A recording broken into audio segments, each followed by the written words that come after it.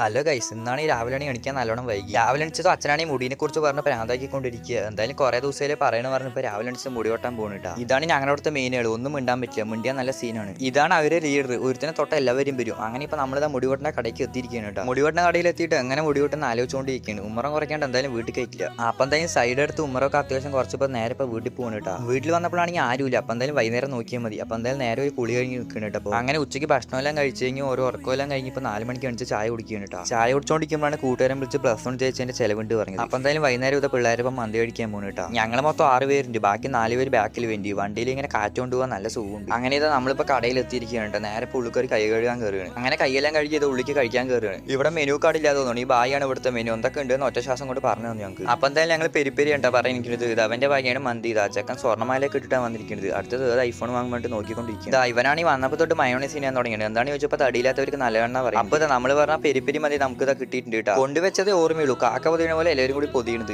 ഞാനടക്കം. Peri ഇങ്ങനെ ആദ്യമായിട്ടാണ് കഴിക്കാൻ പോണത്. കഴിച്ചു നോക്കിയപ്പോൾ എന്തായാലും സെറ്റ് ആയിട്ട് കേട്ടോ. ഇടയിൽ ഒരു പെപ്സിയും കൂടി വാങ്ങിയിട്ട് അങ്ങനെ മന്തിയെല്ലാം കഴിച്ചു കഴിഞ്ഞാൽ ഞങ്ങളിപ്പോൾ അവിടെ നിന്ന് ഇറങ്ങുകയാണ് കേട്ടോ. അപ്പോൾ എന്തായാലും വന്ന പോലെ തന്നെ തിരിച്ച് വണ്ടിയിൽ തന്നെ വീട്ടിലേക്ക് പോകുന്നു കേട്ടോ. അപ്പോൾ എന്തായാലും ഇത്ര നേരം വീഡിയോ കണ്ടവരുണ്ടെങ്കിൽ ഒന്ന് ലൈക്കും സബ്സ്ക്രൈബും ചെയ്യട്ടോ. അപ്പോൾ എന്തായാലും അടുത്തൊരു വീഡിയോ ആയിട്ട് കാണുകയും ബൈ.